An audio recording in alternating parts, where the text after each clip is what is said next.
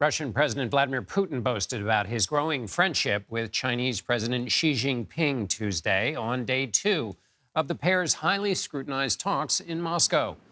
The two men focused their meeting on deepening their economic ties and managing Putin's invasion of Ukraine, which they called, quote, the Ukraine crisis. CBS News foreign correspondent Remy Inocencio has more.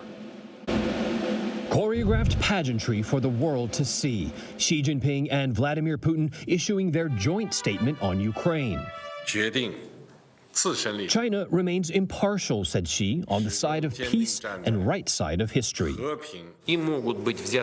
China's plan could form a basis for a settlement, said Putin, but the West and Kyiv are not ready for it. That plan has been derided by the West for not demanding Russia's military to withdraw. Xi attempting to act as peacemaker in the war, yet never condemning Putin's invasion.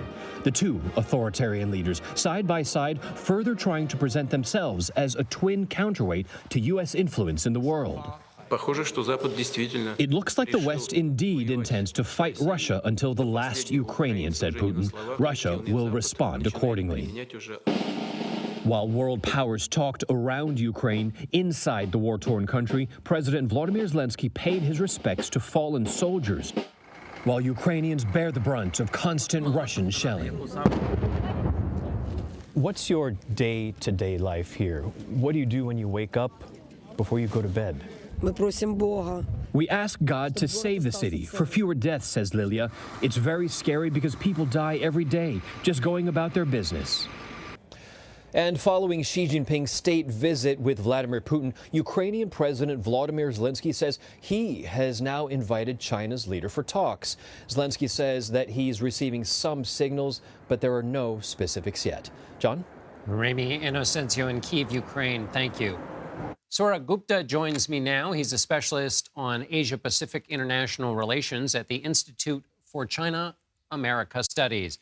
Sourabh, what do you think is the real purpose of these meetings? They are so opulent. They are, the matching ties, the pageantry. What's the purpose of this display? Two purposes. I think one is Xi Jinping wants to reconfirm his relationship with Russia.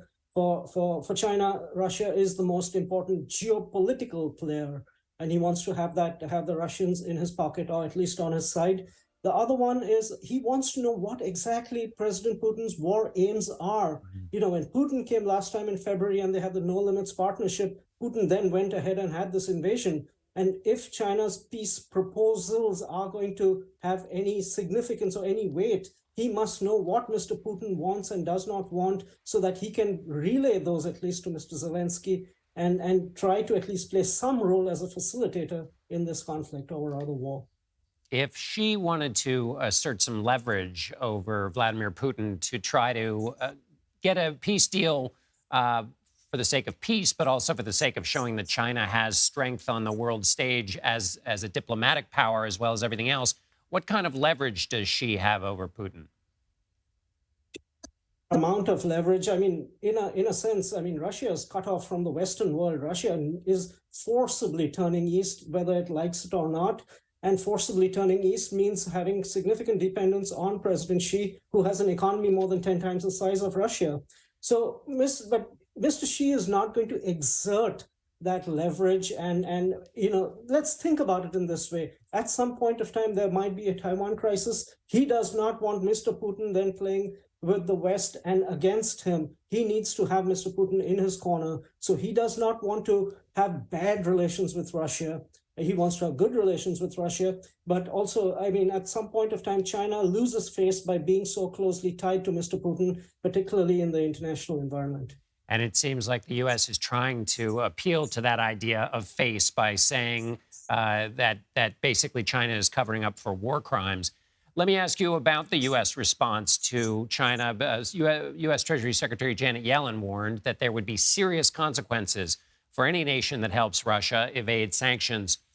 Is this friendship maybe running afoul of that? And has the U.S. said that China will be, face consequences, but then maybe not following through, given the amount of aid that China is giving to Russia?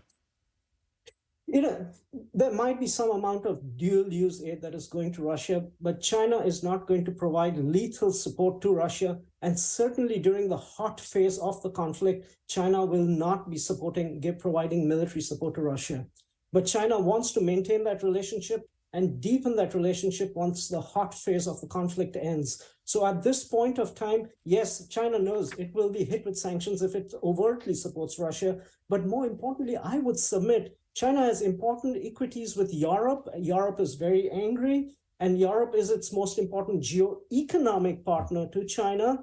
And China does not want to strain that relationship, and China will not support battlefield material for Russia and during the hot phase of this conflict. Sourabh Gupta, thank you so much for being with us. You're most welcome.